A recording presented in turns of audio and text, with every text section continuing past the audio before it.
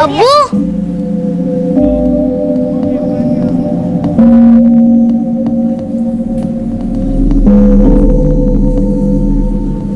ये तेरे लिए दोस्तों में बांट कर खाना बेटा। जी अब्बू।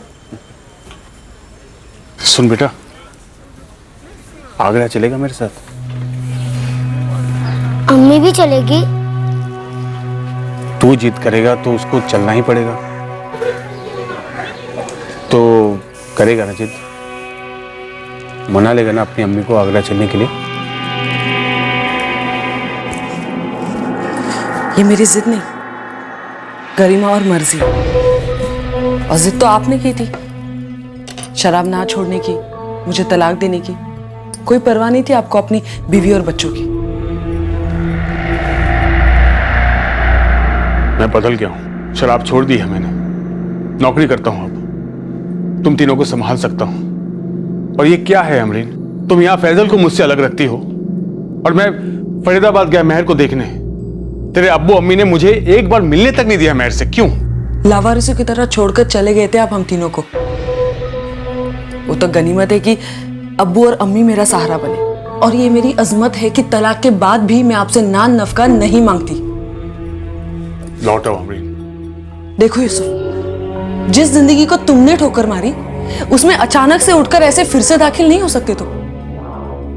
आखिरी बार कह देती हूँ तुमसे, दूर रहो मुझसे और मेरे बच्चों से। मेरे बच्चों से?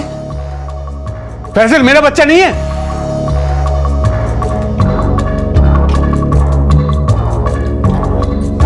देखो अमरीन, जो हुआ मिट्टी डालो, नए सिरे से शुरू करते हैं। हम नए सिरे से जिंदगी शुरू कर चुके हैं यूसुफ, और अब तुम्हारी जगह हम तीनों की जिंदगी में बिल्कुल भी नहीं है।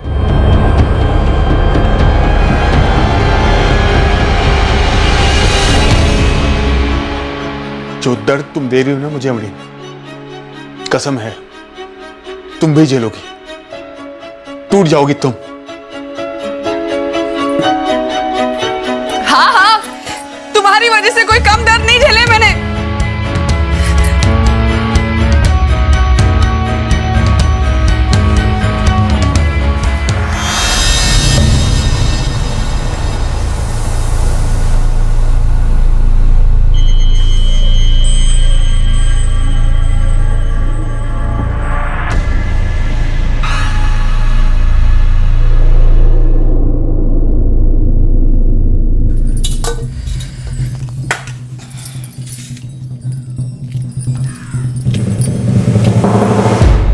दर्द तुम दे रही हो ना मुझे अमरीन, कसम है तुम भी झेलोगी। फैसल,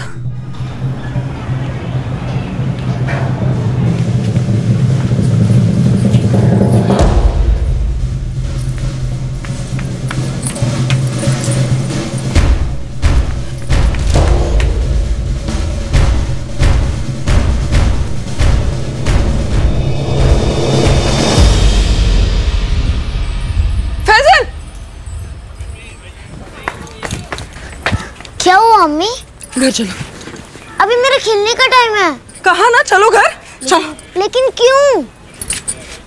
अब्बू से मिला था क्या? हाँ, उन्होंने चॉकलेट भी दी मुझे। क्यों ली तूने? मैं तुझे चॉकलेट नहीं देती क्या?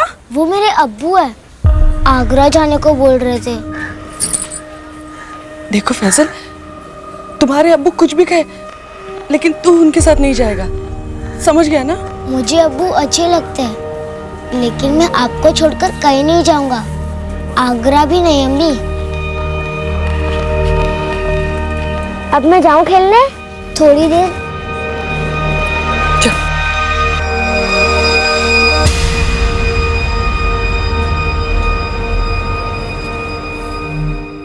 मतलब सबका अपना अपना, हर इंसान सारे कर्म सारे फैसले अपने हित के लिए करता है, अपना मतलब पूरा करता है। पर जब कोई इंसान सामने वाले के हित की परवाह ना करते हुए सिर्फ अपने फायदे के बारे में सोचता है, हम उसे मतलबी इंसान कहते हैं। आज के इस केस में एक शख्स ने मतलबीपन की एक नई गहराई साबित की, और इसकी जो कीमत चुकाई गई वो बहुत ऊंची थी।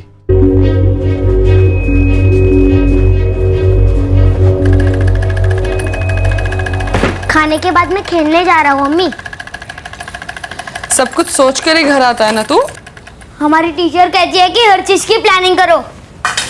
और होमवर्क की प्लानिंग हुई है नहीं? होमवर्क शाम के 6 से 7 के बीच में होगा, खेलने के बाद, खाने और सीरियल से पहले। लेकिन आज तक तो तुम 7 के पहले कभी घर नहीं आए। आज से आ जाया करूंगा। और अगर नहीं आए तो तुम्हें घसीट के लाने का प्लान बना लूं?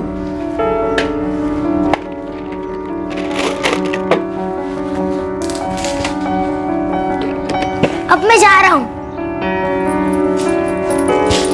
बाय अम्मी।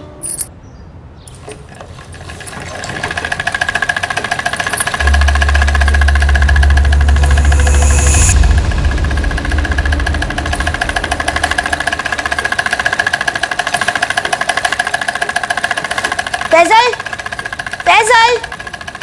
कौन है? आंटी, फैजल कहाँ है? तुम्हारे साथ नहीं है वो? हम तो 2 बजे से खेल रहे हैं, फैजल तो आया ही नहीं, इसीलिए मैं बुलाने आया। लेकिन 2 बजे तो वो घर से निकला कंचे लेकर। हमारे पास तो वो आया ही नहीं आंटी। नहीं आंटी, हम सब उसका वेट करते रहे, वो नहीं आया तो हमने खेलना शुरू कर दिया। तो कहीं और गया होगा कंचे खेलने। पता नहीं आंटी, कंचे तो यही खेलता है।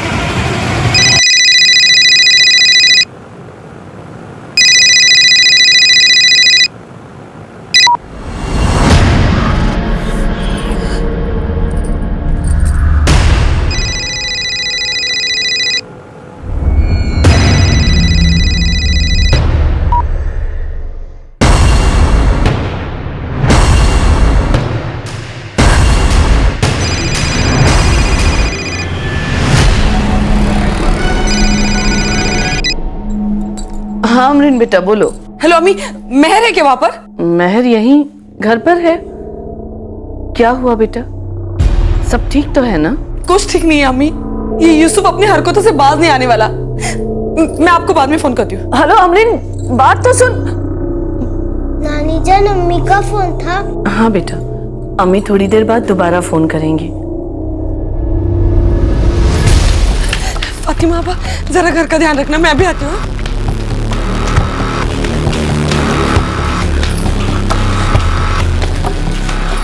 जी तो मुझे पुलिस कंप्लेंट दर्ज करानी है, चलोगे मेरे साथ? पुलिस? क्या हुआ? सारा मोहल्ला ढूंढा, मुझे वो कहीं नहीं मिला। मुझे पहले बता दिया होता, मैं भी ढूंढ लेता। ये जरूर यूसुफ की कोई चाल होगी, मैं कह रही हूँ। तुम फिक्र मत करो, पुलिस सब संभाल लेगी। कासिम भाई, वो आज जरा जल्दी निकलना था मुझे। ठीक है, जाओ, कल देर मत करना, टाइम से आ जाना। जी, जल्दी आ जाऊंगा। सब पिछले हफ्ते यूसुफ आया था, उसने मुझे धमकी दी थी कि वो मुझे दर्द देगा। अभी मेरा फोन नहीं उठा रहा है, जरूर उसी ने कुछ किया होगा साहब। यूसुफ का फोन नंबर दीजिए, हम बात करते हैं। 444 3344।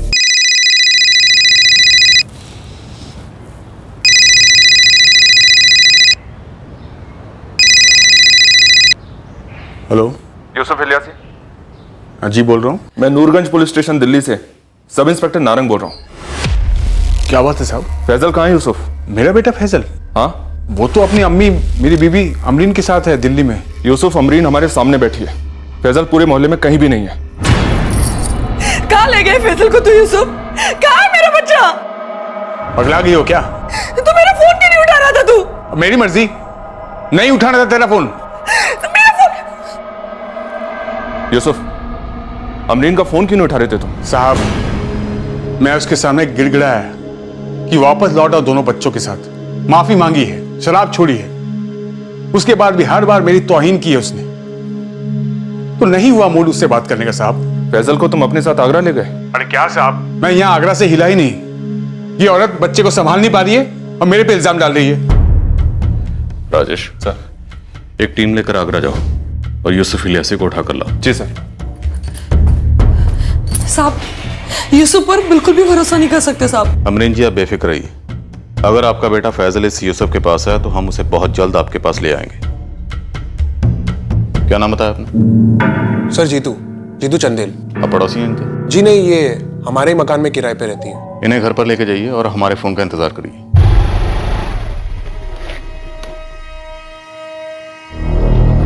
क्या हुआ जीतू? फैसल का पता चला? नहीं आंटी, वो पुलिस यूसुफ को आगरा से उठाने गई है। मैं तो कहती हूँ मियाँ बीबी बच्चों को हमेशा साथ में ही रहना चाहिए। यूसुफ कितनी बार आकर गया, अमरीन को मान लेनी चाहिए थी उसके बाद। अभी फैसल के सारे दोस्त कह रहे कि वो खेलने आए ही नहीं, लेकिन 2 बजे मेरे सामने फैसल कंचे लेकर बाहर खेलने गया।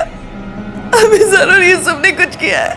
जब यूसुफ तुझे आखिरी बार धमकी देकर गया था, तुझे उसी वक्त पुलिस के पास जाकर उसके खिलाफ शिकायत दर्ज करानी चाहिए थी। अब किसे पता था कि कोई इस हद तक भी गिर सकता है? न जाने कैसी किस्मत लेकर आई है हमारी बच्ची। जब ऐसा लगने लगा कि बड़े दिनों के बाद उसकी गाड़ी पटरी पर आ रही है, तो देखो ये मुसीबत आ गई। पता नहीं यूसुफ ऐसा क्यों कर रहा है। साहब मत मारिए ना साहब, मैं तो पूरा दिन आगरा में था साहब। दिल्ली में ये कैसे करता साहब? मैंने कब कहा कि तूने खुद किया? जिससे करवाया उसका नाम बोल।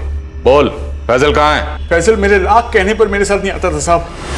किसी अजनबी के साथ कैसे जाएगा साहब? इतना तो मैं भी जानता हूँ। तू उसे उठाने के लिए जरूर किसी गुंडे को भेजा होगा जो बेहोश करके ले गया होगा। बोल बच्चा कहाँ है? फैजल मेरा अपना बेटा है साहब, मेरा अपना खून है साहब। मैं उसके साथ ऐसी हरकत कैसे कर सकता हूँ साहब? जो इंसान अपने बीवी बच्चों को छोड़कर भाग सकता है, अपनी जिम्मेदारी से भाग सकता है, कुछ भी कर सकता है। साहब ऐसा नहीं है कि मैं इन तीनों से प्यार नहीं करता था, अमरीन से भी करता था साहब। उसके पहले की पूरी कहानी जानते हुए भी मैंने उसके साथ निकाह किया था साहब। क्या है अमरीन की पहले की कहानी? अमरीन मोहल्ले के हर घर में पूछा, एक बच्चे से बात की, स्कूल के बच्चों से भी बात की, और किसी ने फैजल को नहीं देखा। पता नहीं जीतू, यूसुफ मेरे फैजल को कहाँ ले गया। किस साल में होगा मेरा बच्चा?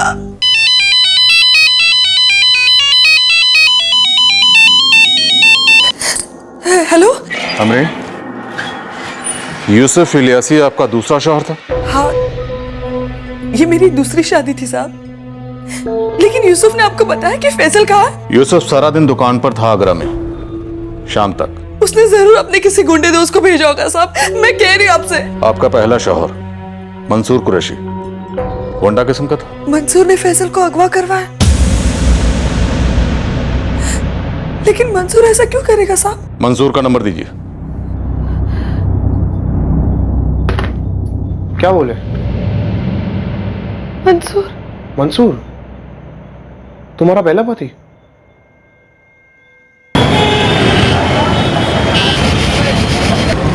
हाँ साहब, मंसूर कुरैशी बोल रहा हूँ। बताइए क्या बात है? फैजल को क्यों उठाया मंसूर? फैजल? कौन फैजल? अमरीन का बेटा फैजल। सर, अमरीन से तलाक हुए 11 साल हो गए। अब उसकी दूसरी शादी से हुए बेटे से मेरा क्या ताल्लुक? कुछ दुश्मनी ऐसी होती है जो वक्त को भी निगल जाती हैं। अब सच सच बोल, तूने फैजल को कहाँ छिपाया है और क्यों उठाया उसे? साहब, अगर ये शिकायत अमरीन ने दर्ज कराई है ना, तो वो जरूर गांजा मांजा फूकने लगी है। और अगर आप उस पर यकीन कर रहे हैं तो पता नहीं आप क्या फूक करके बैठे। बदायूं उस चांद पर है जहां बैठकर तू पुलिस के साथ बदतमीजी करेगा और हम चुपचाप सुनते रहेंगे? उठाकर दिल्ली लाऊं क्या तुझे? साहब, आप इल्जाम में तो इतना भद्दा लगा रहे हो। अमरीन से निकाह के 9 महीने बाद हमारा अशफाक पैदा हुआ। अशफाक 4 महीने का नहीं होता कि अमरीन ने तलाक मांग ली। इन 11 सालों में वो अशफाक को बीच बीच में फोन करती रही, कभी कदार मिलने भी आती रही है। साहब, मेरा दूसरा निकाह हो गया, जैसा कि अमरीन का यूसुफ के साथ हो गया। अगर हमें पता चला कि तू हमसे झूठ बोल रहा है। ओ साहब, सच पूछे जाकर के उस अमरीन से, बड़ी मतलबी है वो, उसे कोई तीसरा मिल गया होगा, इसलिए अपने दोनों बच्चों से पल्ला झाड़ने के लिए फैजल के गायब होने का नाटक कर रही है। आप अमरीन से बात कर रहे थे? अब खुदा के लिए तुम शुरू मत हो जाओ। अमरीन से नहीं, पुलिस से बात कर रहा था। पुलिस? अमरीन का बेटा फैजल गायब हो गया और पुलिस मुझ पर शक कर रही है। कहीं आपने कुछ किया तो नहीं? सर, अमरीन को फोन किया था। वो कह रही थी कि उसके साथ जो लड़का था जीतू, उसने मोहल्ले के हर घर को तलाशा है, हर बच्चे से पूछा है, लेकिन किसी ने भी फैजल को नहीं देखा है। मुझे ये मामला सीरियस गड़बड़ी वाला लगता है। एक 8 साल का बच्चा 2-2:30 बजे अपने घर से निकलता है बाय अम्मी। और इस वक्त रात के 11 बज चुके। अब बच्चे की कोई खबर नहीं। सर, अमरीन का पहला पति मंसूर कुरैशी, मैंने उससे भी बात की, बदायूं में रहता है। अमरीन के साथ बहुत ज्यादा टच में नहीं है, कभी कभार फोन होता है दोनों के बीच, पर अमरीन साल में 1-2 बार अपने बेटे से मिलने के लिए बदायूं जाती है, बस इतना है। और ये मंसूर कुरैशी यहाँ कभी नहीं आता? कह तो रहा है कि कभी नहीं आता। ओ साहब, जो कुछ बोलना था सब बोल दिया मैंने, अब क्यों बंद करके रखा है मुझे? फैजल मेरा बेटा है, मेरा अपना खून है, मैं उसका बाल भी बांका नहीं होने दूंगा। बहुत प्यार करता हूं मैं उससे। साहब, मैं कह रहा हूं अमरीन ने सब कुछ किया है, मतलब उसका है, मतलब ही मुझे साबित करने पे तुली है। सर, फैजल की तस्वीर सारी पेट्रोलिंग टीम में सर्कुलेट करवा दी है। और फिरौती के लिए अभी तक कोई कॉल नहीं आया, राइट? अभी तक तो नहीं। अमरीन का फोन सर्विलेंस पर है। सर, एक बात है जो मुझे समझ में नहीं आ रही। अमरीन किराए के कमरे में रहती है, बच्चे को पालने के लिए सिलाई का काम करती है, किसी को उससे क्या फिरौती मिलेगी? फिरौती के लिए ना सही, लेकिन हमें गुमराह करने के लिए कोई ना कोई कॉल जरूर आ सकता है। मामला बहुत सीरियस है राजेश। बच्चा कहां होगा?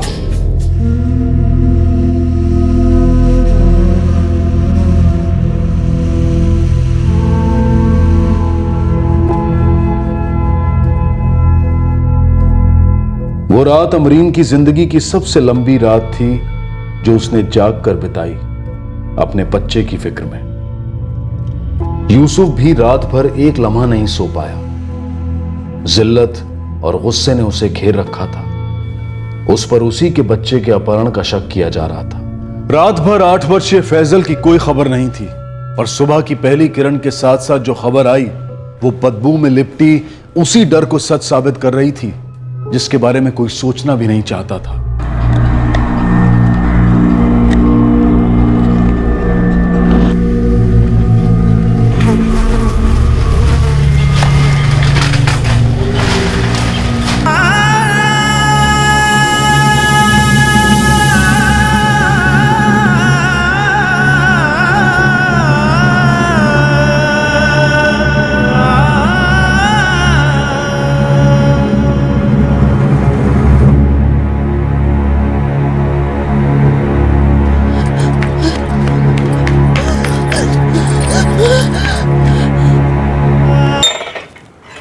सर, फैजल की लाश मिली है।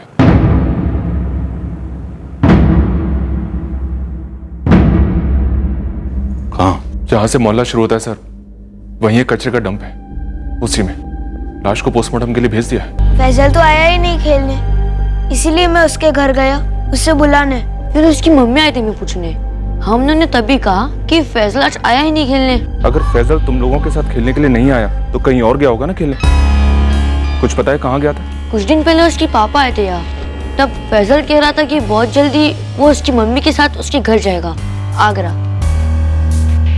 तुझे पता है इस बार अब्बू कह रहे थे कि वो अम्मी को मना कर ही रहेंगे, फिर मैं, मेरी बहन महर, अम्मी और अब्बू आगरा में साथ साथ रहेंगे। अच्छा, जिस दिन फैजल ने अपने पापा की दी हुई चॉकलेट्स तुम्हारे साथ शेयर की थी, तो क्या उसी दिन उसके पापा उसके पास वापस लौट कर आए थे?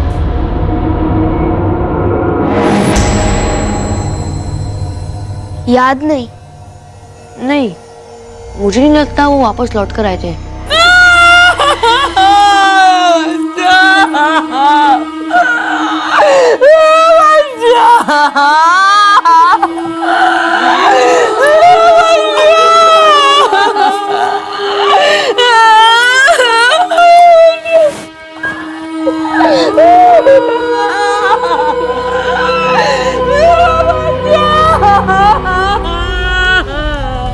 सर, ये अमरीन बात करने की हालत में नहीं लगती। आपने फैजल के बारे में अच्छी तरह से पूछा था? एक एक घर में जाकर पूछा, जितने बच्चे थे सबसे सवाल भी किया, पर समझ नहीं आ रहा है कि बिना किसी के देखे सुने ये सब कैसे हो गया। बच्चा इसी मोहल्ले में मारा गया है सर। और शायद दोपहर में उसके बाद बच्चे की लाश को लाकर इस कचरे के डब्बे में फेंका गया हो। लाश को शायद दोपहर में ना फेंका गया हो सर। भीड़ वाला मोहल्ला है, थोड़ा मुश्किल होता है। सामने एक चाय वाला है, उससे भी बात की है मैंने। वो सुबह 7 बजे से लेकर रात को 9 बजे तक दुकान में ही रहता है। और उसने कुछ नहीं देखा? जी नहीं सर। तो लाश को देर रात को या फिर सुबह बहुत जल्दी फेंका गया कचरे में, जब कोई देख ना सके। इसका मतलब है कल तकरीबन दोपहर के 2 बजे से लेके देर रात तक, या फिर आज सुबह अर्ली मॉर्निंग तक लाश इस मोहल्ले के ही किसी घर में थी। एक काम करो, इस मोहल्ले के सभी घरों की डिटेल इंक्वायरी करो, सबका प्रोफाइल बनाओ और वो यूसुफ इलियासी उसके फोन रिकॉर्ड्स निकलवाओ। पता करो इस मोहल्ले में वो कौन है जो उसके साथ फोन पर बात कर रहा था। बहुत ही जबरदस्त खुन्नस रही होगी तेरे अंदर जो तुमने अपने ही बेटे का कत्ल कर दिया। सुबह से आपके आदमी डंडे पे डंडा लगाए जा रहे हैं, पूछ रहे हैं मोहल्ले में मैंने किसके घर में फैजल को मारा और लाश छुपाई। मैं फैजल को अपने साथ ले जाना चाहता था, प्यार से, जबरदस्ती नहीं साहब। मैं उसे मारूंगा कि आपको मोहल्ले में मेरे खिलाफ कोई सबूत मिला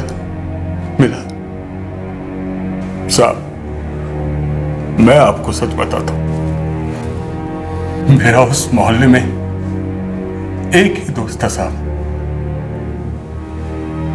मेरा अपना बेटा फैजल। वो मेरी बीवी अमरीन। उसने मुझे कभी समझा ही नहीं साहब। आप जाओ उसे उठाओ और पूछो कहीं उसी ने तो नहीं मार डाला मेरे फैजल को। लेकिन वो क्यों मारेगी? अपनी कोख से जने बच्चे को वो क्यों मारेगी? कहीं उसे कोई और तो नहीं मिल गया? बेटी को तो पहले ही अपने अम्मी अबू के गले बांध दिया, बेटे को भी अपने रास्ते से साफ कर दिया साहब। उसे कोई तीसरा मिल गया होगा, इसलिए अपने दोनों बच्चों से पल्ला झाड़ने के लिए फैजल के गायब होने का नाटक कर रही है वो। अमरीन के पहले पति मंसूर ने भी तकरीबन ऐसा ही कुछ कहा था सर। कहीं ऐसा ही कुछ तो नहीं हुआ? मैडम, मुझे इस मोहल्ले में आए 3 साल होने को आए, लेकिन अमरीन के किसी चक्कर के बारे में कभी नहीं सुना। मोहल्ले में तो मैंने अमरीन के साथ किसी को देखा नहीं। आप वो कपड़े की फैक्ट्री में जाकर पूछिए ना, जहाँ के लिए वो सिलाई का काम करती है। अक्सर आना जाना तो होता था मैडम जी उसका। वो मर्दाना जगह है मैडम। एक मोहसिन भाई है एस्टेट एजेंट, वो मेरे पापा के पास अमरीन को लेके आए थे। 3 साल से रह रही है हमारे मकान पर। तलाक के बाद से अमरीन इस मोहल्ले में अकेली ही रहती है या कोई आता जाता रहता है? नहीं सर, मतलब मुझे कैसे पता होगा? मैं महीने में 1 दिन जाता हूँ अपना किराया लेने के लिए। अच्छा, तुम्हें क्या लगता है जीतू, क्या अमरीन अपने बेटे का कत्ल कर सकती है? ये कैसा सवाल है सर? वो माँ है, जान से ज्यादा प्यार करती थी फैजल से, वो ऐसा क्यों करेगी?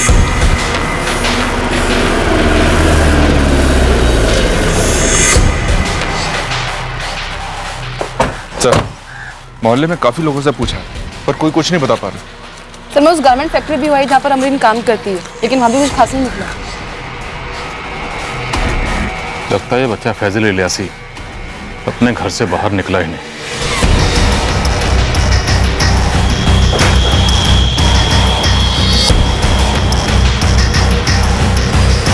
आप बताएंगे भी? आपको किस बात का शक है? अमरीन, ये सब क्या हो रहा है? तो कुछ क्यों नहीं बोलती? आपको लगता है कि बच्चे के कत्ल से ताल्लुक रखते हुए कोई भी चीज आपको यहाँ मेरे घर में ही मिलेगी? नहीं मिलेगी। आपके बेटे फैजल के कत्ल से ताल्लुक रखने वाली कोई भी चीज हमें इस घर में नहीं मिलेगी। फैजल को मैंने 9 महीने अपने पेट में पालकर पैदा किया, मेरा सब कुछ था वो। तो इस घर में आपको सिर्फ उसकी यादें ही मिलेगी, कोई सुराग नहीं मिलेगा। अमरीन जी, हमें यह शक है आपका बेटा फैजल दोपहर 2 बजे घर से निकला ही नहीं। सच है? झूठ है। 1:45 बजे वो स्कूल से आया, खाना खाया और 2 बजे खच्चे लेकर चला गया। आप सोच भी कैसे सकते हैं कि मैं अपने बच्चे का गला दबाकर कत्ल कर दूंगी और उस नन्ही से जान को मैं कूड़ेदान तो क्लीन है, अगर कुछ भी होता तो छुपाना मुश्किल होता।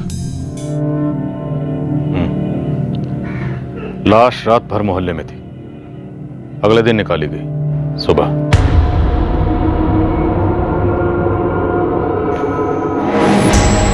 अगर फैजल वाकई अपने घर से निकला होगा तो उसके साथ रास्ते में कुछ हुआ होगा, यहां पहुंचने से पहले।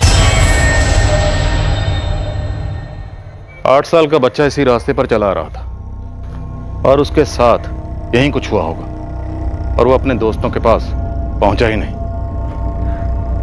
क्या हुआ होगा उसके साथ?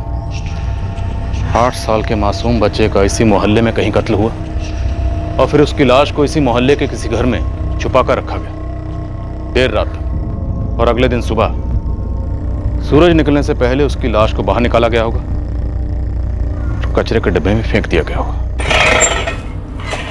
सर, अमरीन के ज्यादातर कॉल्स फरीदाबाद में उसकी मां के पास गए हैं, उसके बाद बदायूं में उसकी पहली शादी से बेटे अशफाक के पास, और कुछ कॉल्स कपड़े की फैक्ट्री के सुपरवाइजर को भी गए थे। सर, ये बच्चा फैजल, हमारे पास इसकी मिसिंग कंप्लेंट आने से पहले ही इसका कत्ल हो चुका था। बुरा लगता है सर। वो महज 8 साल का था। कौन इंसान इतना जालिम हो सकता है, इतना मतलबी हो सकता है, जो एक 8 साल के मासूम बच्चे को मारकर कचरे के डब्बे में फेंक दे? सर, इस यूसुफ इलियासी ने अमरीन को धमकी दी थी। जो दर्द तुम दे रही हो ना मुझे अमरीन, कसम है तुम भी झेलोगी। और फैजल की मौत से अमरीन को दर्द तो बहुत हुआ है। दर्द तो हमने भी यूसुफ को बहुत दिया, लेकिन अड़ा हुआ है, बार बार यही कह रहा है कि मैं बेकसूर हूं। और अमरीन के खिलाफ भी हमारे पास कोई सबूत नहीं है सर। अमरीन का इससे क्या मतलब हो सकता है? लेकिन अमरीन के पहले शौहर मंसूर और दूसरे शौहर यूसुफ, दोनों का यही कहना है कि अमरीन का दिल अब किसी तीसरे पर आ गया हो। मतलब अफेयर? काफी सीक्रेट अफेयर होगा सर, क्योंकि पूरे मोहल्ले में और कपड़े की फैक्ट्री में किसी भी आदमी ने इस अफेयर की तरफ इशारा तक नहीं किया। फिर ये आशिक किसी तीसरी जगह से होगा, और ये आशिक मोहल्ले के जिस घर में रहता होगा वो घर खाली होगा, क्योंकि अगर उस घर में उसके अलावा भी कोई रहता तो उसे लाश की बदबू जरूर आती। पुलिस अब कातिल की दहलीज से सिर्फ एक कदम दूर थी। इतना तो तय था कि कत्ल मोहल्ले के ही किसी घर में हुआ था, और इसकी भी संभावना थी कि कातिल के घर में या बिल्कुल पड़ोस में शायद कोई रहता नहीं था, वरना लाश की बू जरूर पकड़ी गई होती। लेकिन हर जुर्म की एक बू होती जरूर है जो ज्यादा देर तक छुपाए नहीं छुपती, और इस केस में भी लाश की बू इस केस का सबसे तगड़ा हथियार साबित हुई। 100-150 लोगों के लिए हाल बहुत अच्छा है। ये लंच और डिनर भी बनाते हैं। आशुतोष जी। जी अंदर आइए। आइए जी आइए।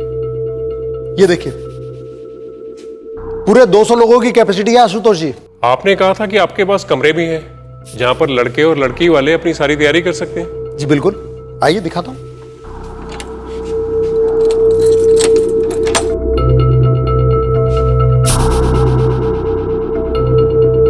दूसरा रूम भी ऐसे ही है?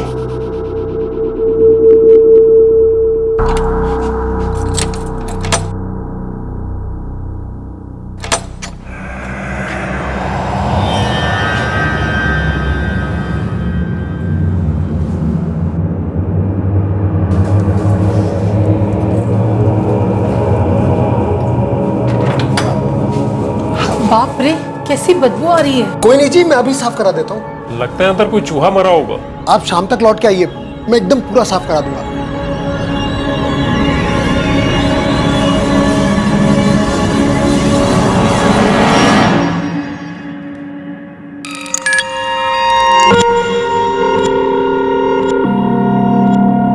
सर जी, मैं तो साफ सफाई वाले को बुलाने वाला था, पर कमरे में कंचे देखकर वो मुझे बच्चा याद आ गया। फैजल भी कंचे खेलने के लिए निकला था घर से। उस दिन आप घर पर आए थे इंक्वायरी करते हुए, तो कंचों की बात निकली थी, बस मैंने 2 और 2 मिला दिया।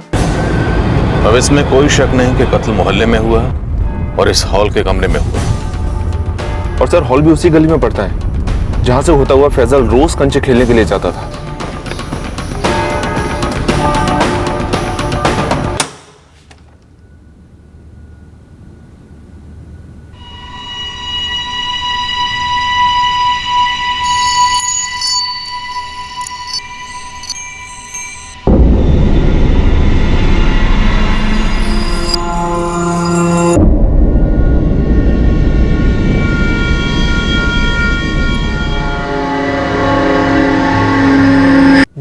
ट्रस्ट का हॉल है और मैं ट्रस्टियों में से एक हूँ। आपकी ट्रस्ट कमेटी का हेड कौन है? सूरज चंदेल, और ज्यादातर उनका बेटा जीतू ही बैठता है रिसेप्शन पर। इस हॉल की सारी देखरेख वही संभालता है। आज वो कॉलेज गया हुआ है, इसलिए पार्टी का हॉल दिखाने के लिए आया था। राजेश, कातिल शायद उस वक्त से हमारी नाक के नीचे बैठा हुआ था जिस वक्त अमरीन हमारे पास अपने बेटे फैजल की मिसिंग कंप्लेंट लिखवाने आई थी। ये क्या कह रहे हो रुपेश? मेरे सामने बात हुई है सूरज जी, पुलिस जीतू को उठाने गई है उसके कॉलेज। जीतू ऐसा क्यों करेगा? सिर्फ एक बार। जीतू महीने में सिर्फ एक बार किराया लेने आता था। जी। अब झूठ बोलकर कोई फायदा नहीं, अब सच बोलने का वक्त आ गया। इस जीतू का तो वैसे ही मुरब्बा बनने वाला। तुम सोच लो, तुम्हारा क्या हो? तुम्हारा इस जीतू के साथ क्या चक्कर है?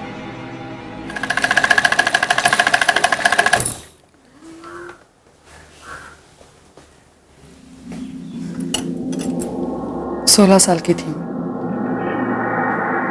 जब मेरे अम्मी और अब्बू ने मेरा निकाह करवाया मंसूर से। उसकी अम्मी मुझे रोज पीटती थी, अक्सर पता ही नहीं चलता था कि खता क्या।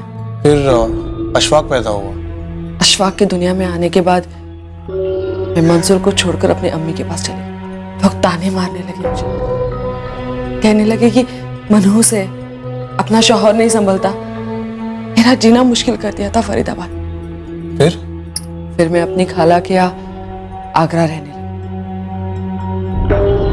मंसूर का कहना था कि अगर अशफाक उसके साथ रहेगा तो ही मुझे तलाक मिलेगा। तभी तुमने अशफाक को मंसूर को दे दिया क्योंकि तुम्हें यूसुफ पसंद आ गया था, है ना?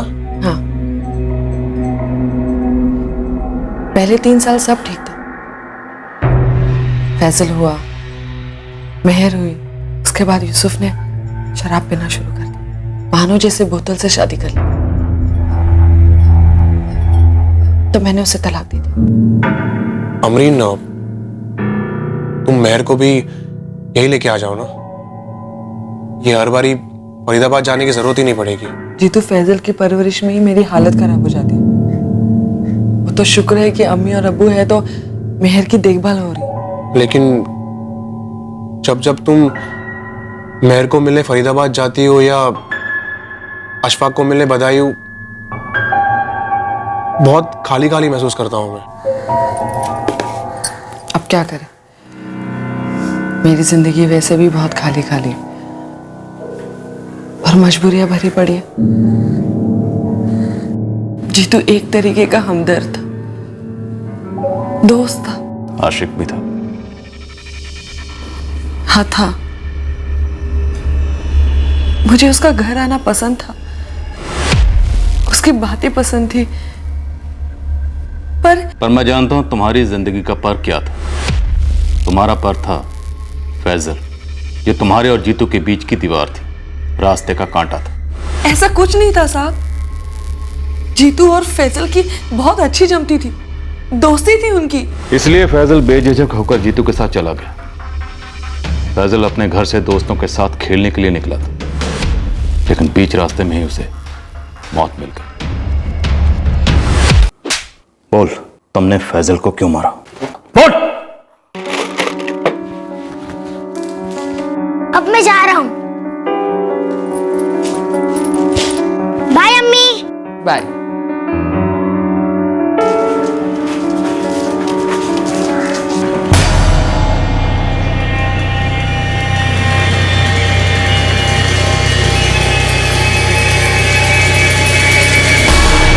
जीतू भैया, पता है कल मैंने 20 कंचे जीते थे। अरे वाह, क्या बात है। वैसे मैं तुम्हारे घर ही आ रहा था, जरा चलना मेरे साथ, एक काम है तेरी अम्मी का। अभी नहीं, बाद में आओ जीतू भैया। देखते दोस्त भी नहीं आया अभी तक। मेरा काम सिर्फ 2 मिनट का ही है, ज्यादा से ज्यादा 5 मिनट। चल आजा, नाटक मत कर। कोई नाटक नहीं जीतू भैया, चलिए।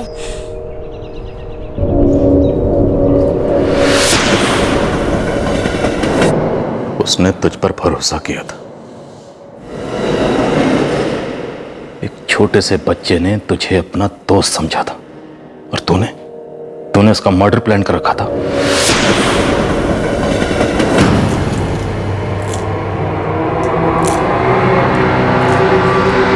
अमरीन, जब तुम जीतू के साथ यहां कंप्लेंट लिखवाने आई थी उस वक्त तुम्हें यह बात मालूम थी कि तुम्हारे बेटे फैजल की लाश उस मैरिज हॉल के कमरे के बेड के नीचे पड़ी हुई है। नहीं सर, मुझे नहीं मालूम था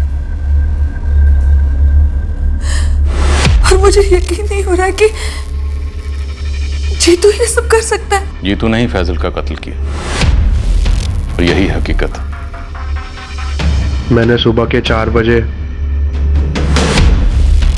लाश को हॉल के रूम से बाहर निकाला।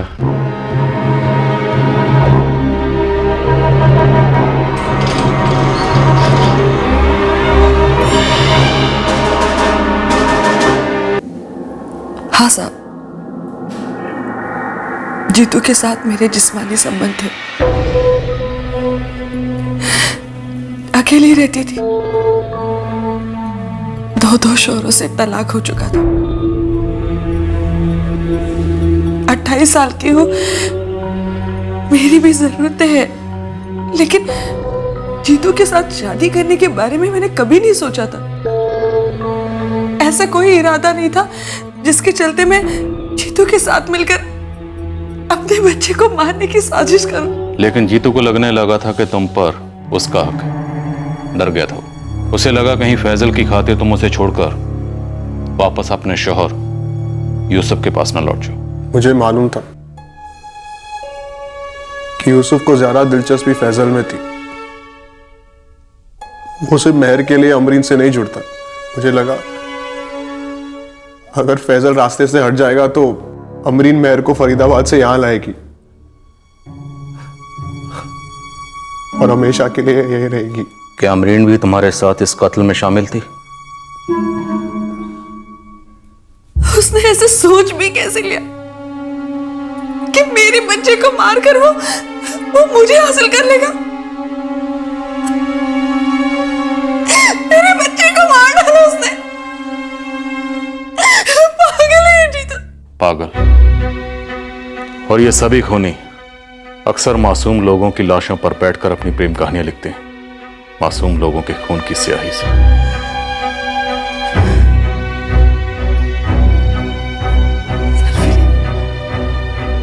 कायर, डरपोक, नन्ही से जान को मार के तुझे लगा कि तू मुझे पालेगा। क्यों मारा मेरे बच्चे को तूने? क्यों मारा मेरे बच्चे को तूने? मेरे नुकसान में करके क्यों मारा तूने मेरे बच्चे को? क्यों मारा मेरे बच्चे को? क्यों मारा मेरे बच्चे को? अब मैं क्या बोलूं? खून ही गंदा निकला मेरा।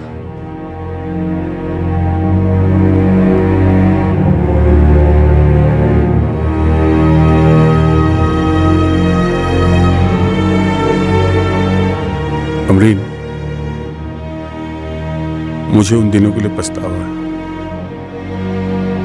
लेकिन मैं अब तुम्हारी और मेहर की अच्छी देखभाल करूंगा। इंशाअल्लाह शायद फैजल फरिश्ता बनकर हमारी जिंदगी में फिर लौटे। अमरीन, मैं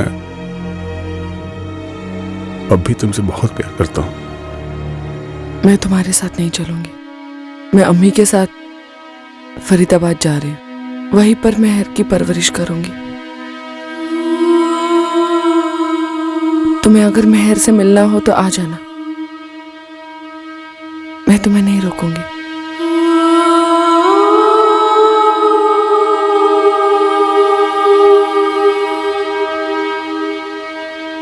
मुझे अब्बू अच्छे लगते हैं, लेकिन मैं आपको छोड़कर कहीं नहीं जाऊंगा।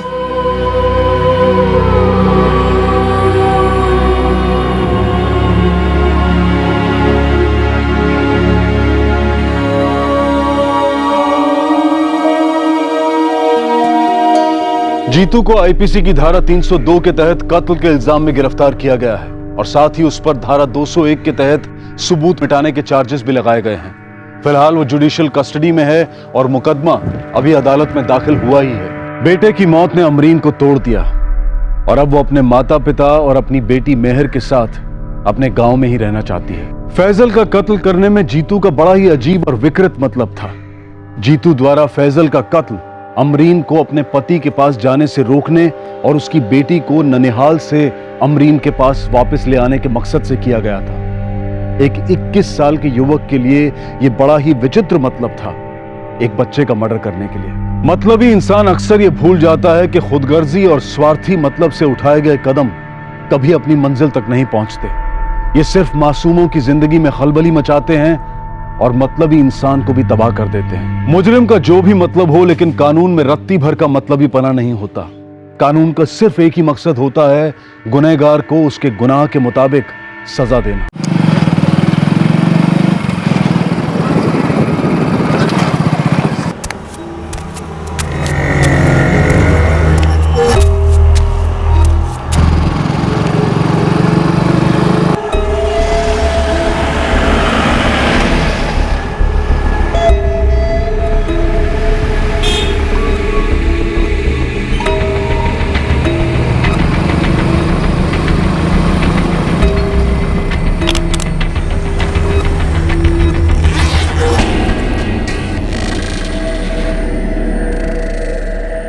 सामान बेचने खरीदने के लिए लाइसेंस लगता है, जो तेरे पास है नहीं, फिर भी तुझे दे रहा हूं। समझ गए? आज के बाद, अभी के बाद मैं तेरे को नहीं जानता हूँ, कभी देखा तक नहीं है तुझे, समझा? क्या समझा? वैसे क्यों चाहिए तुझे? है कुछ पर्सनल काम। मेरा नाम नहीं आना चाहिए। नहीं आएगा।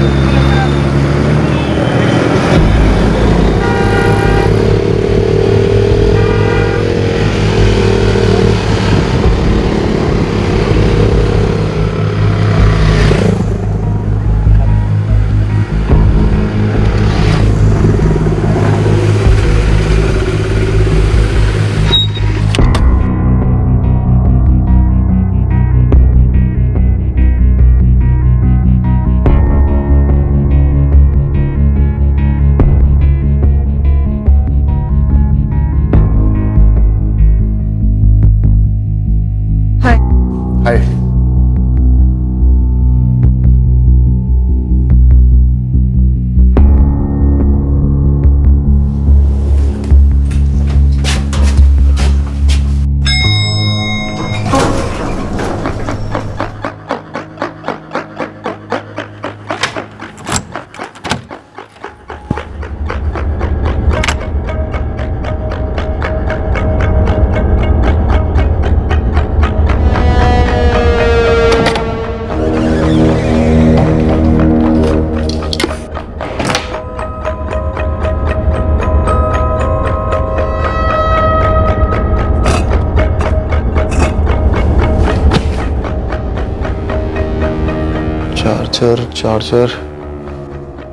चार्जर कहाँ रखा है यार मैंने?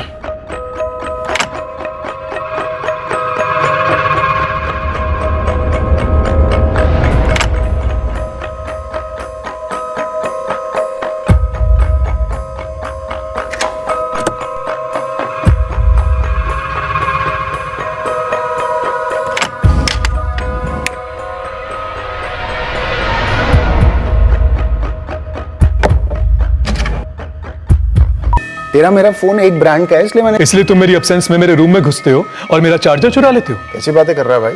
तो ठीक तो है? नहीं, मैं ठीक नहीं हूँ, क्योंकि तू ठीक नहीं है। प्लीज ट्राई टू अंडरस्टैंड, मुझे एक इमरजेंसी कॉल करनी थी, इसलिए तेरा चार्जर लिया था। उसके अलावा मैंने तेरे रूम की एक चीज भी नहीं छुई है। मुझे कैसे पता नहीं छुई है? रूम में जाकर एक एक चीज को चेक करूँ क्या? यार बस कर यार। कूल इट गाइस, क्या तुम एक चार्जर के लिए इतना शोर मचा रहे हो यार? शोर मचा रहे हो? हाँ सुबह इतना लाउड म्यूजिक सुनता है तब तेरे रूम में शोर की आवाज नहीं आती। अभी मैं चार्जर को लेकर क्या बात कर रहा हूँ, तुझे शोर लग रहा है? तो कैसी बातें कर रहा है भाई? एक चार्जर के लिए इतना ड्रामा कर रहा है। तेरे रूम से मैं सिर्फ चार्जर उठा के लाया हूँ, तेरी गर्लफ्रेंड को उठा के लेके नहीं आया हूँ। देख देख, नोट कर कैसे घटिया दिमाग चलता है इसका। Disgusting he is man. छोड़ो ना यार। क्या छोड़ू ना यार? जिस दिन यहाँ आया था ना, उसी दिन समझ गया था मैं, यह अनुराग कभी सुधर नहीं सकता। एकदम बेकार आदमी है ये।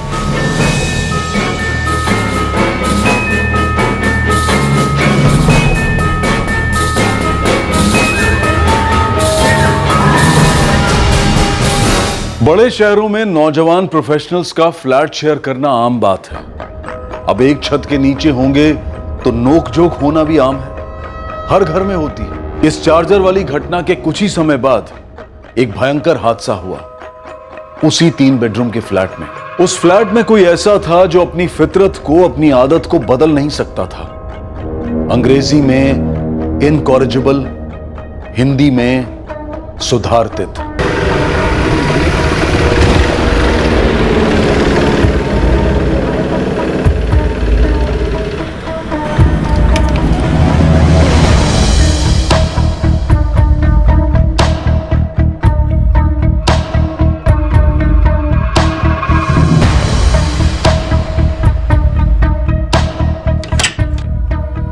मैं come in sir? Yes Anurag, come in. Good morning sir. Morning.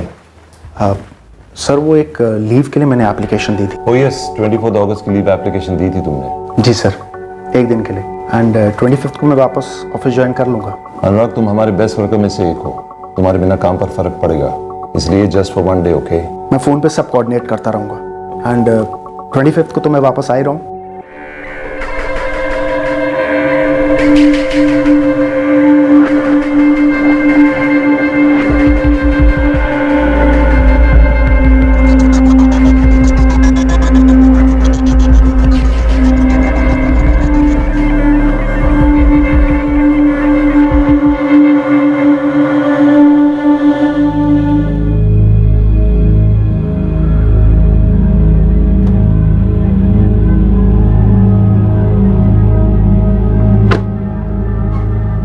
Riya, good morning sir. Morning. अनुराग आया है क्या? नहीं सर, अभी भी उनका फोन स्विच ऑफ आ रहा है।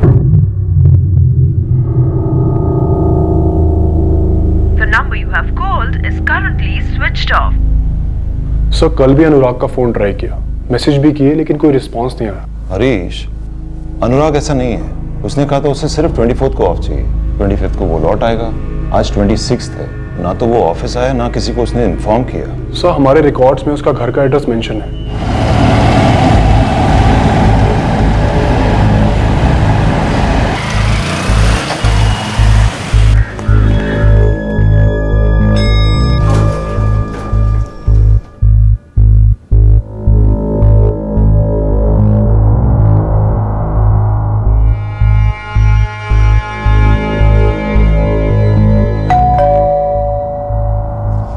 भूषण, यार प्लीज देखना दरवाजे पे कौन है।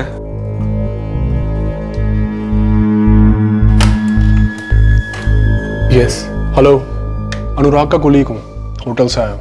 अनुराग है घर में? आई डोंट नो, देखा नहीं मैंने। सुबोध। हाँ, अनुराग को देखा क्या तूने? नहीं यार, मैंने नहीं देखा। उसके होटल से आए हैं, कलीग हैं उसके बारे में पूछ रहे हैं। हाय, अनुराग काम के लिए निकला था आज? पता नहीं यार, नो आइडिया। एक्चुअली 24 की छुट्टी ली थी उसने और 25 को रिपोर्ट करना था। आज 26 का भी हाफ डे निकल चुका है। भूषण, तेरी अनुराग से फोन पे बात हुई क्या? मुझे जरूरत नहीं पड़ी। एक्चुअली कल से उसका फोन भी कंटिन्यू स्विच ऑफ है। मैं एक बार रूम में चेक कर लेता हूँ।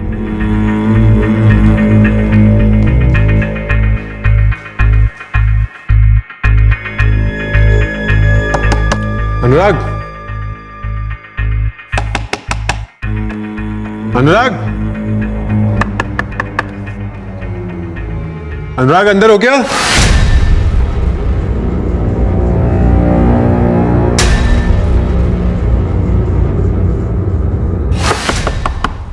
अनुराग,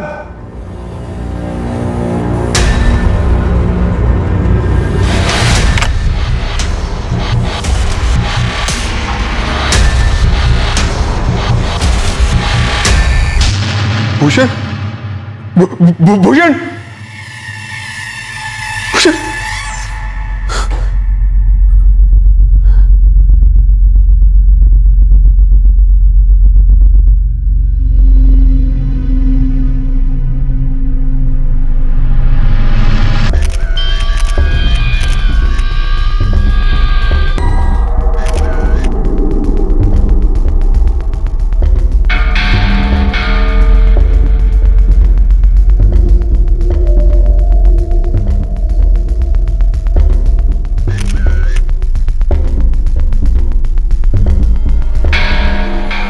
सर वो होटल से हैं जहाँ अनुराग काम करता है। था सर, एक्चुअली अनुराग 2 दिन से ड्यूटी पे नहीं गया था तो पता करने आए थे। तुम दोनों अनुराग के फ्लैटमेट्स हो? हाँ सर, हम दोनों कंप्यूटर सॉफ्टवेयर इंजीनियर्स हैं, अलग अलग कंपनीज में काम करते हैं। अक्सर नाइट शिफ्ट होती है सर। इन शॉर्ट हम ये कहना चाहते हैं कि हम फ्लैट शेयर करते हैं, लाइफ नहीं। हमें तो पता ही नहीं था कि अनुराग अपने रूम में ही है। हम एक दूसरे के रूम में कभी नहीं जाते, प्राइवेसी रूल्स हैं हमारे। प्राइवेसी? तुम लोग इसे प्राइवेसी कहते हो? तुम्हारे फ्लैट के अंदर तुम्हारा फ्लैटमेट पता नहीं कब से मरा पड़ा है और तुम दोनों को पता तक नहीं है। एक्चुअली हमारे टाइमिंग इतने अलग अलग हैं कि ऐसा होता है कि कई दिन तक हम एक दूसरे के चेहरे भी नहीं देख पाते। आखिरी बारी कब देखा था तुमने अनुराग को? शायद 23 की शाम को। हाँ सर, हम अपने ऑफिस के लिए निकल रहे थे, उस दिन भी नाइट शिफ्ट थी। हाय अनुराग। हाय सुबोध।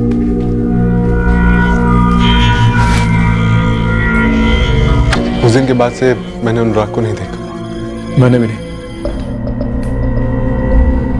ये अनुराग कहाँ का रहने वाला था? पुणे से सर। कब से रह रहे हैं यहाँ?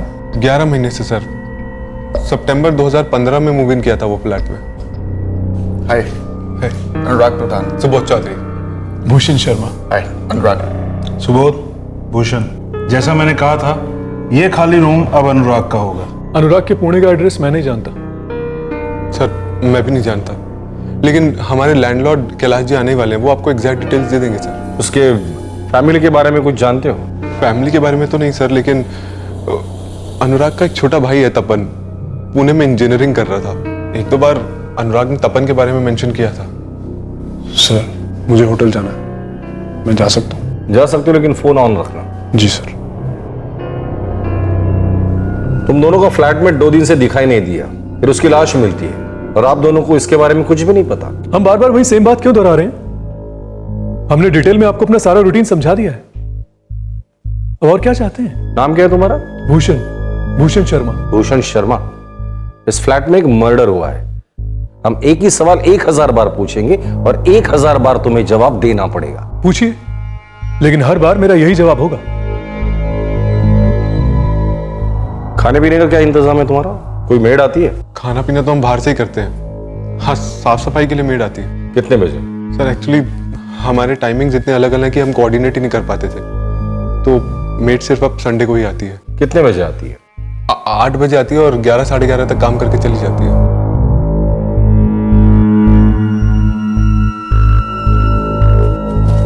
Sir, my self Kailash Rangarajan, ये मेरा फ्लैट है। ये सब कैसे हुआ? काफी सवाल पूछ रहे हैं हमसे, अब आप भी पूछेंगे? कैलाश जी, नो प्रॉब्लम, मैं 1001 बार वही जवाब दूंगा। कैलाश जी, अनुराग की फैमिली का फोन नंबर चाहिए। ये रेंट एग्रीमेंट की फोटोकॉपी है, इसमें अनुराग के सारे डिटेल्स। राव, इन दोनों के नंबर्स ले लेना, और जब तक हम लोग नहीं कहते आप लोग बेलगाम छोड़कर कहीं नहीं जाएंगे।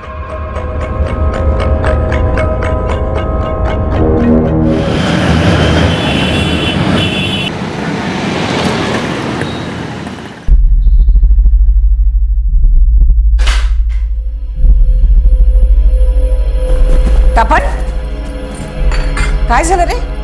किसका फोन था? कौन होता रे फोन? क्या बोला रे उसने तेरे को? तपन,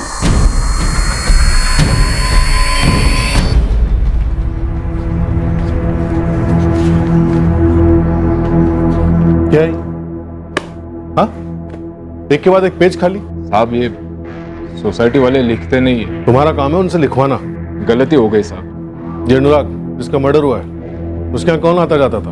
बहुत कम लोग साहब, और ये तीनों भी दिन भर बाहर ही रहते थे। कोई तो आता जाता होगा। काम वाली बाई आती है साहब। बुलाओ उसे। साहब ये लक्ष्मी। 202 में मर्डर हुआ है लक्ष्मी। जानती हूँ साहब, मैं तो वही काम करती हूँ। तुम कब कब जाती थी वहाँ? वैसे तो रोज आने की बात हुई थी, लेकिन मुझे जमता नहीं था और वो लोग का भी अलग अलग आने का टाइम होता था, तो मैंने संडे के संडे कर दिया, 8 से 11। कभी कुछ अटपटा देखा वहाँ पे? सच कहूँ साहब, मैं तो उन तीनों के ठीक से नाम भी नहीं जानती हूँ। इनका कभी आपस में झगड़ा होता था? या कोई रात भर रुका हो, कोई लड़की शराब चरस वगैरह ऐसा कुछ?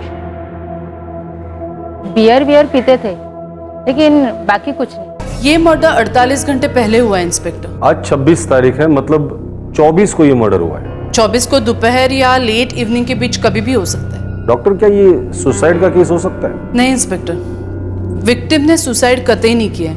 पहले उसे बेहोश किया गया, जो ज्यादातर ज्वेलरी इंडस्ट्री में यूज किया जाता है। Your card sir. Thank you.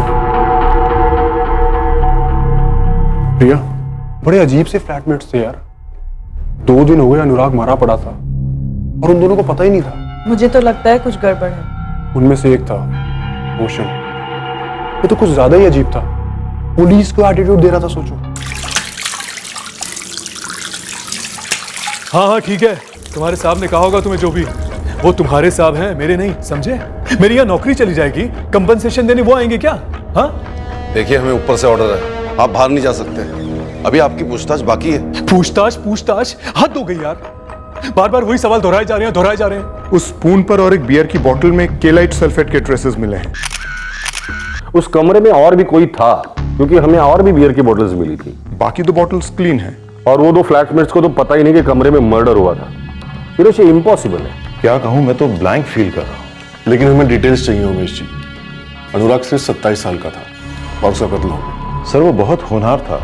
1 साल पहले ही ज्वाइन किया था उसने। होटल में उसकी किसी से कोई जलन या दुश्मनी?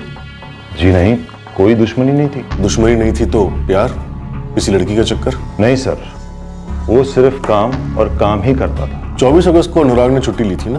कुछ बताया उसने उसे छुट्टी क्यों चाहिए? जी नहीं सर, लेकिन हाँ, छुट्टी इस कंडीशन पर दी थी कि 25 की सुबह को वो लौट आएगा। और वो नहीं लौटा। पता नहीं किसने ऐसा किया। देखिए, मेरा प्रोजेक्ट सफर हो रहा है, मेरी कंपनी का बहुत लॉस हो रहा है। एक जान से कीमती क्या हो सकता है भूषण? अनुराग को मैं ठीक से जानता तक नहीं था, एंड फ्रेंकली उसके जीने मरने से मेरी लाइफ पे कोई फर्क नहीं पड़ता। लेकिन आप जो ये मेरे साथ खेल रहे हैं ना, इससे मेरे करियर पे बहुत फर्क पड़ रहा है। मुझे ऐसा क्यों लग रहा है कि ये जो तुम अग्रेसिव बन रहे हो या हीरो बनने की जो कोशिश कर रहे हो, दरअसल बहुत डरे हुए हो। क्या लफड़ा था तुम्हारा अनुराग के साथ? किस बात पे झगड़ा हुआ था? ये तो मान ही नहीं पा रहे कि तुम्हारे फ्लैट में मर्डर होता है और 2 दिन तक तुम्हें भनक तक नहीं लगी। बस ये क्लियर नहीं हुआ है कि तुम दोनों ने मर्डर किया या फिर तुम में से किसी एक ने। प्लीज आप यकीन कीजिए, मेरी इसमें कोई भी इन्वॉल्वमेंट नहीं है। हम लोग तो एक दूसरे के कमरे में भी नहीं जाते और वो चार्जर वाले झगड़े के बाद तो कदम भी नहीं रखा। चार्जर वाला झगड़ा? हाँ सर, अनुराग और भूषण के बीच में काफी तू मैं हो गई थी। भूषण, अपने एक चार्जर को लेकर तू इतना ओवर रिएक्ट क्यों कर रहा है? तेरी प्रॉब्लम क्या है? साफ साफ बोलना मुझे। मेरी प्रॉब्लम तू है, तेरी लाइफस्टाइल से है मुझे प्रॉब्लम। बोल ना, क्या प्रॉब्लम है लाइफस्टाइल से? इतना थर्ड क्लास म्यूजिक इतना टॉप वॉल्यूम में सुनता है तू? हाँ, किचन में घुसता है तो सारा इधर उधर करके निकलता है, सारा मैसी करके रखता है सब कुछ। क्या बोले जा रहा है? क्या बोले जा रहा है? कुछ भी बोले जा रहा है। यार तू एग्जैगरेट कर रहा है। ऐसा तो हम सब कभी कभी करते हैं यार। मैं कभी नहीं करता ऐसा। जिस दिन से आया है ना, उस दिन से यही सब कुछ हो रहा है। तू मुझे बता, जब हम पहले रहते थे, कभी घर के हालात ऐसे थे कभी? वाह वाह वाह वाह, मतलब मेरे आने से पहले ये जगह 5 स्टार होटल थी ना? एक चार्जर को लेकर इतना ड्रामा कर रहा है? अरे पागल है क्या तू? दिमाग खराब है तेरा? चल। क्या बोल रहा है तू? बोला क्या तूने? बोल क्या रहा है तू? हाथ हटा। बोल क्या रहा है तू? कर क्या रहे हो यार? वही बोल रहा हूँ जो तू सुन रहा है। अगर मेरे रूम की तरफ तूने आंख भी उठा के देखी ना, तो तू देख लेना। That's my last warning to you. उस दिन के बाद हम सिर्फ ड्राइंग रूम में ही मिलते थे, किसी के रूम में जाते ही नहीं थे। इस भूषण के साथ कुछ प्रॉब्लम है? Mental problem? ऐसा कभी कुछ? देखो, कुछ तो है। एक अजीब सी अकड़ है इस भूषण में। मैं बहुत स्ट्रेट फॉरवर्ड हूँ, अपने काम से काम रखता हूँ। जो पसंद है वो पसंद है, जो नापसंद वो नापसंद। ये बीच का मुझे कुछ भी समझ में नहीं आता, और अगर आप इसको मेरी अकड़ समझे तो फिर अकड़ ही सही। तुमने अनुराग को सिर्फ इसलिए मारा क्योंकि वो जोर जोर से म्यूजिक सुनता था, बियर की बोतलें और अपना सामान यहां वहां छोड़ता था। तुमने उसके बियर में केलाइट सल्फेट मिलाई भूषण, फिर उसका दम घोट दिया मरने तक।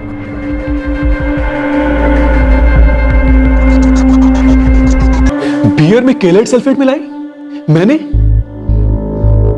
कोई और इल्जाम लगाइए आप मुझ पर, लेकिन ये नहीं। क्यों?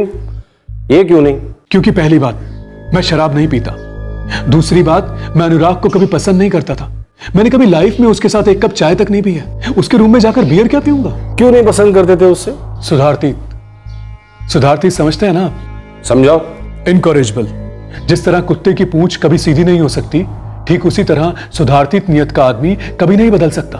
अच्छा, सुधर नहीं सकता था इसलिए जान से मार डाला उसे। भूषण के साथ मैं 1 साल से रह रहा हूं। इतना तो मैं एग्री करता हूं कि उसके साथ रहना थोड़ा सा मुश्किल है और कभी कभी अजीब सा बिहेव करता था। अजीब सा मतलब जब आप लोग अनुराग की बॉडी लेके गए। सुबोध, मुझसे नहीं होगा यार। क्या नहीं होगा? मैं अभी कैलाश जी से बात करता हूँ, मेरा एडवांस वापस लौटा दें, मैं निकल जाऊंगा, मैं नहीं रहूंगा इस फ्लैट में। भूषण तू भूल क्या रहे यार, अनुराग मर गया है। वो तो होना ही था। देख तू अभी के अभी नहीं जा सकता। कैलाश जी तेरा एडवांस लौटाने से रहे और पुलिस वाले भी तुझे तकलीफ देंगे। सुबोध, मैं पुलिस से नहीं डरता मैं पुलिस से। वेल, पहले ये केस वेस का चक्कर खत्म कर लूं, फिर मैं निकल जाऊंगा। हाँ, मैंने शिफ्ट करने की बात की है, इनफैक्ट आज ही की है। क्यों आज ही क्यों? Because I am fed up. और ये शिफ्ट होने का ख्याल पिछले 2 हफ्ते से मेरे दिमाग में चल रहा था, जब से वो लड़ाई हुई थी मेरी उसके साथ। फिर उसके बाद ये नाटक हो गया, मुझसे रहा नहीं जा रहा है वहां पर। मैंने सुबोध को जाकर बोल दिया निकलना है मुझे। यहां अनुराग की लाश मिली है और वो ऑलरेडी आगे की सोच रहा था। सर, ये बात मुझे थोड़ी सी अजीब लगी। क्या भूषण ने अनुराग का कत्ल किया? वैसे एक बात बोलूं, हो सकता है अनुराग का कातिल हमारे फ्लैट में ही हो, लेकिन मैं नहीं। गेम खेल रहे हो हमारे साथ? नहीं, वैसे ऐसा हो सकता है कि सुबोध के अनुराग के साथ कोई प्रॉब्लम हुई हो, कोई डीप प्रॉब्लम जो कभी मेरे सामने ना आई हो। सुबोध ने देखा कि मेरी अनुराग के साथ बनती नहीं है और उसके दिमाग की घंटी बजी और उसने अपने केलाइट सल्फेट की गोली मेरे कांधे से फायर कर दी। सर, अनुराग प्रधान की फैमिली 3-3.5 घंटों में यहाँ पे पहुंच जाएगी। ये अनुराग का फोन हमें फ्लैट में कहीं नहीं मिला ना? नहीं सर, फोन स्विच ऑफ है। कॉल रिकॉर्ड्स मंगवाएं, कल सुबह तक या मैक्सिमम दोपहर तक आ जाएंगे। 3 फ्लैटमेट्स, एक का मर्डर हो जाता है और बाकी 2 अपने आप को इनोसेंट बता रहे हैं। सर, मेरी सरीश से बात हुई थी, जो अनुराग की खबर लेने उसके फ्लैट पे पहुंचा था। सर, वो दोनों उतने ही शौक थे जितना कि मैं। शौक होने की एक्टिंग भी की जा सकती है।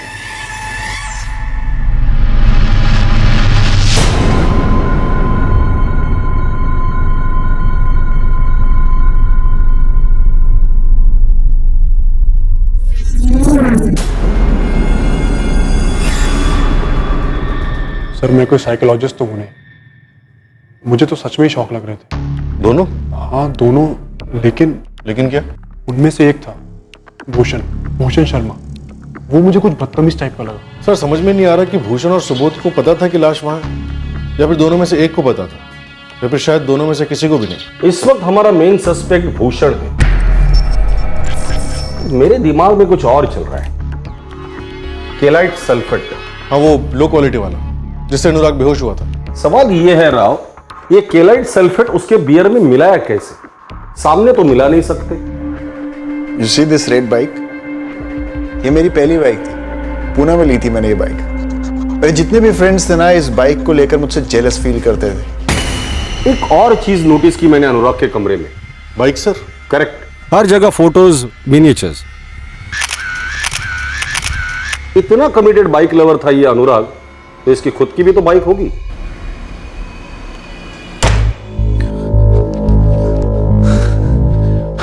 ठुल्ले साले, देखने आए थे, हम कहीं भाग तो नहीं गए?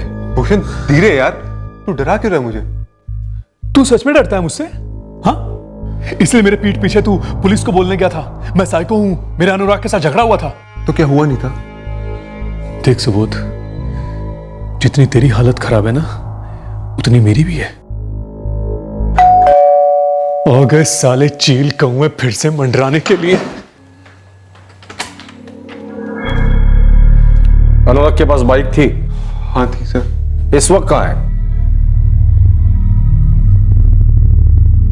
सर, पार्क तो वो यहीं करता था बाइक। पर है नहीं, तो कहां है अनुराग की बाइक?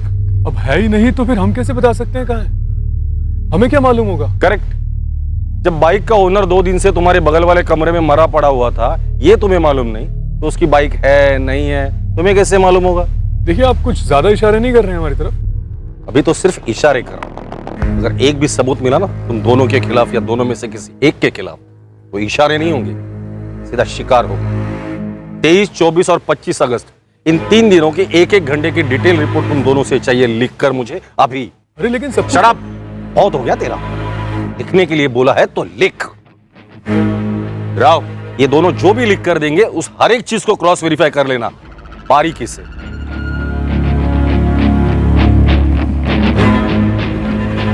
बाइक कॉलोनी से बाहर गई या आई तुझे कुछ नहीं पता? सर ऐसा है, यहाँ सब लोग अपने टाइम के हिसाब से आते जाते हैं। गाड़ी बाइक सब दिन भर आते जाते रहते हैं।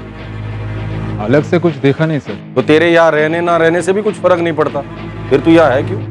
सर, होटल की सिक्योरिटी वालों ने कहा है कि अनुराग वहां से 23 तारीख को बाइक लेकर निकला था। मैंने पार्किंग लॉट का सीसीटीवी फुटेज मंगवा लिया। फिर बाइक है कहाँ? सर, सीसीटीवी फुटेज मंगवाया, उसमें बाइक का पता चल जाएगा, नंबर सर्कुलेट करते हैं, शायद ये केस बाइक से रिलेटेड हो सकता है।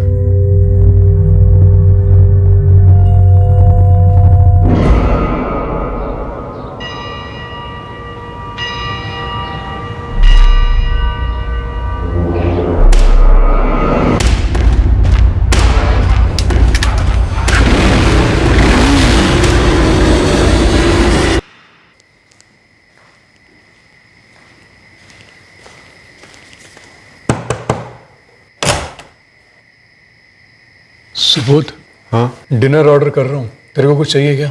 तूने लिखी क्या वो 3 दिन की हार्ली रिपोर्ट? लिख रहा हूँ भाई, भूख भूख नहीं लगती क्या? इंसान हूं मैं।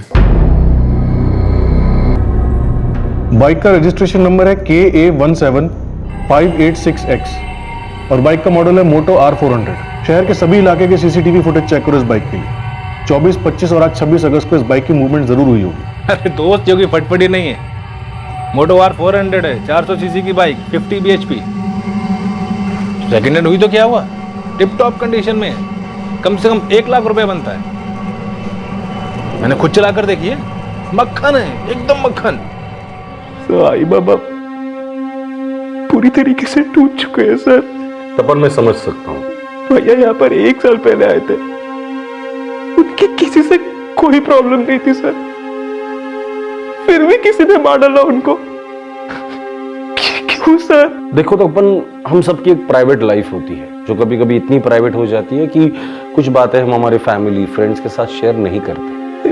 नहीं सर, भैया का ऐसा कुछ नहीं था सर। अच्छा, अनुराग ने कभी उसके फ्लैटमेट्स के बारे में बताया था? फ्लैटमेट्स? भूषण शर्मा और सुबोध चौधरी। नहीं सर। क्यों? तुम्हारे भाई की मौत 24 के दोपहर को हुई थी उसके रूम में, जबकि ये दोनों भी उसी फ्लैट में रहते, फिर भी 26 दोपहर तक इन दोनों को पता ही नहीं था। पता नहीं सर, भैया ने उन दोनों के बारे में कभी कोई बात नहीं की। वो अपने काम के बारे में बात करते थे या फिर बाइक्स के बारे में? बाइक का क्रेज था, फोटोग्राफ्स देखे हैं मैंने। बाइकर थे भैया, पुणे में सॉलिड ग्रुप था उनका बाइकर्स का।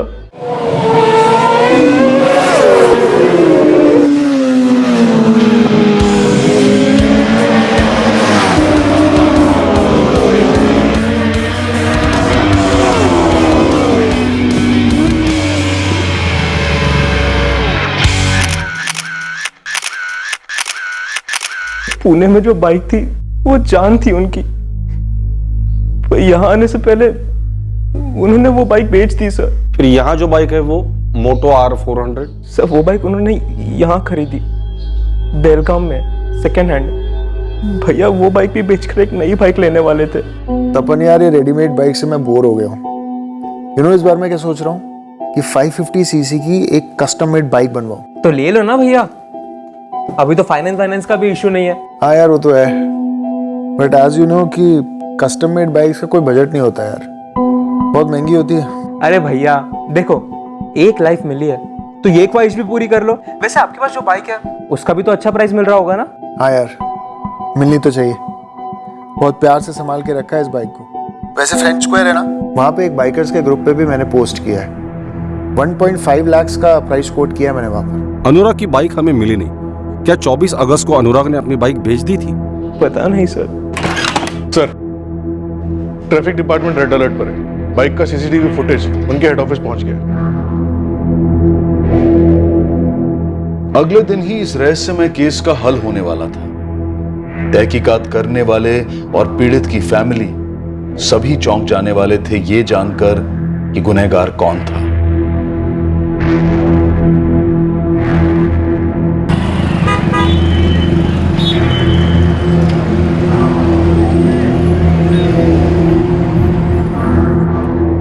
भूषण और सुबोध इन दोनों ने प्लानिंग करके लिखा है क्या ये? लगता तो नहीं सर, दोनों अलग अलग कंपनीज में काम करते हैं और दोनों कंपनीज की सीसीटीवी फुटेज मैंने बारीकी से स्कैन की है। जो जो लिखा है वो सबूत समेत मैच कर रहा है।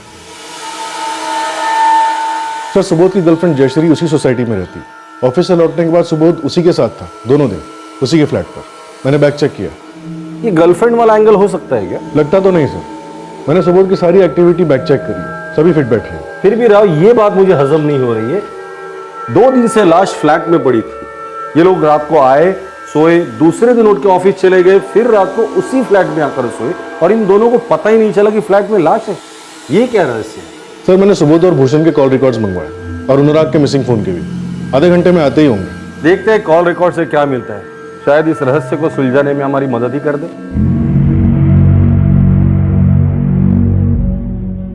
और फोन रिकॉर्ड्स ने वाकई मदद की इस केस की। ये केस कुछ ही देर में क्लोज होने जा रहा था। सर, सुबोध और भूषण के कॉल रिकॉर्ड्स में तो कुछ नहीं निकला। और अनुराग?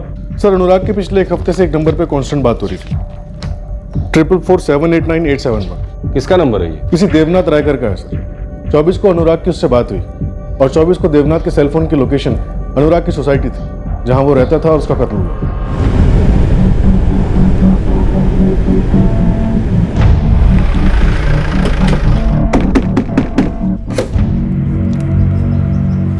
देवनाथ रायकर? हाँ, मैं हूँ। आप अनुराग प्रधान को कैसे जानते हैं? अनुराग प्रधान? मैं नहीं जानता किसी अनुराग प्रधान को। 4447898871 ये आप ही का नंबर है? 1 मिनट। मुक्ता जरा मेरा फोन लाना। ये मेरा फोन दीजिए।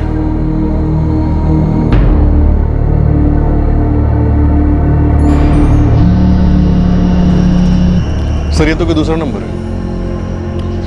4447898871 ये नंबर आपके नाम पर रजिस्टर कैसे? ये नंबर तो नितिन का है। नितिन कौन? मेरा बेटा। अब क्या किया उसने? मतलब आपका बेटा हमेशा कुछ न कुछ करते ही रहता है। मैं उसके बारे में आपको बताने वाला था, लेकिन जैसे मैंने आपको देखा मैं डर गया था। क्या बताने वाले थे? उस दिन जब यहाँ से गया तो बहुत परेशान दिखाई दे रहा था। ये मोटरसाइकिल तूने खरीदी? कितनी बार पूछोगे आप और कितनी बार जवाब दूंगा मैं? अरे पर उस मोटरसाइकिल को देखते ही मुझे लगा कि ये चोरी की मोटरसाइकिल होगी। देवनाथ जी, इस बार आपके इकलौते बेटे नितिन ने सिर्फ चोरी नहीं की है, मर्डर भी किया है। हेलो साहब, नूरानी लाल तुरंत आइए। बाइक भी है और आपका नितिन रायकर भी। सर, नूरानी लॉज, नितिन और बाइक दोनों वहीं मिलेंगे। इस नितिन के नाम पर 4 अलग अलग पुलिस स्टेशन में सीरियस केसेस दर्ज है, तो मर्डर का एक भी केस नहीं। सर, हो सकता है बाइक चुराई गई हो या फिर शायद बेच रहा हो, या फिर हो सकता है कि ये बाइक सुपारी की रकम हो।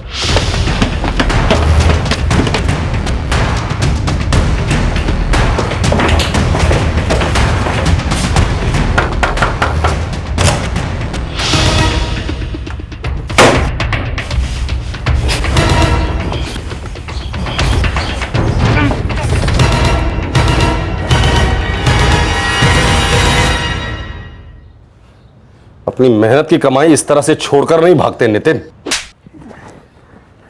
क्या थी ये बाइक? सुपारी या bonus?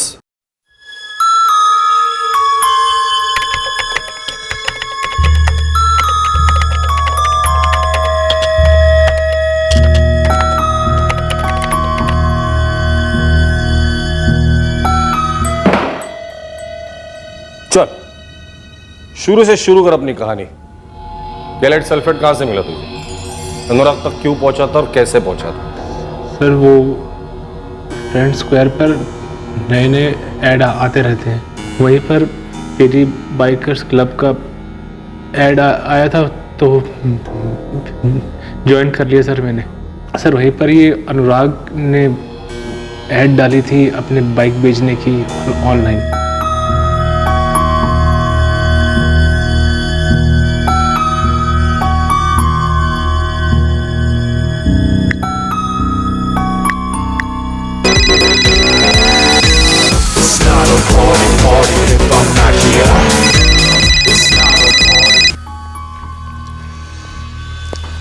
Anurag, checkup here. Checkup. Anurag, तुमने बाइक की ऐड डाली थी ना फेरी बाइकर्स क्लब में? Oh yeah so you are interested right? Bike देखोगे? Yeah sure.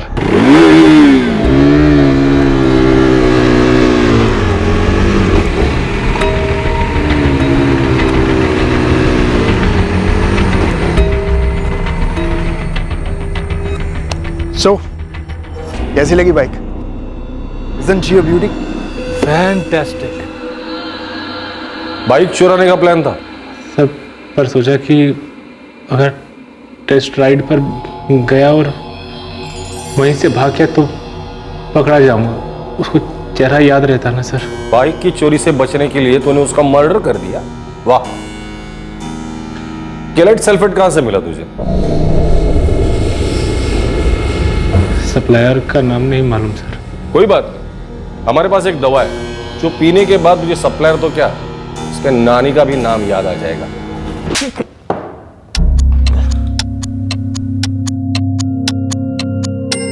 डील 24 अगस्त को होने वाली थी। नितिन चेक देकर बाइक लेने वाला था।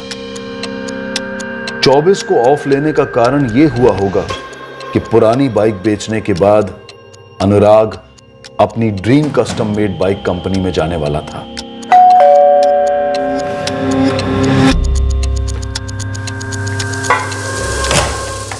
Hey Jacob, how are you man? I'm good. Come in please.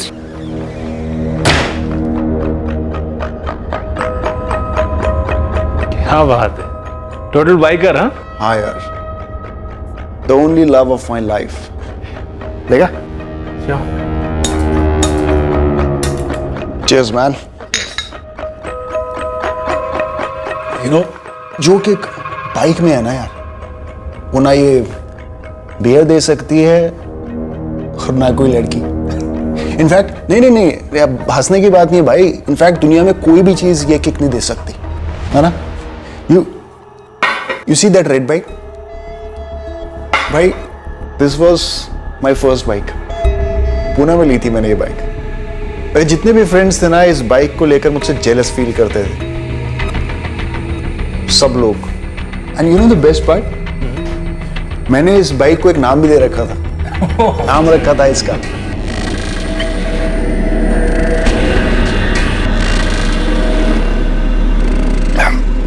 जब भी रोड्स पे निकलती थी ना, सब लोग मुड़ मुड़ कर देखते थे। वैसे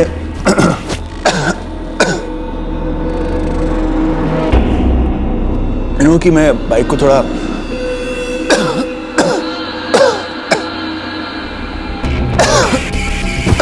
क्या हुआ? ठीक है ना? सुन, मैं चीनी लेकर आता हूं तेरे लिए। चीनी लेकर आता हूं। सर, मैंने उसे अपना नाम जैकब बताया। मुझे लगा मेरा असली नाम कभी सामने नहीं आएगा सर। तुम क्रिमिनल्स का भेजा क्या घुटनों में होता है क्या, जो इतने प्लानिंग से जुर्म करते ये सोचकर कि कभी पकड़े नहीं जाओगे? सर, मुझे लगा मैं नहीं पकड़ा जाऊंगा और बाइक के कम से कम 1 लाख रुपए तो मिल जाएंगे। तूने मर्डर तो एक किया है, पर जाने 5-5 ली है। अनुराग के माँ बाप और उसका छोटा भाई, और तुम्हारे बदनसीब माँ बाप। नितिन रायकर, अब जिंदगी भर जेल में सड़ेगा तू।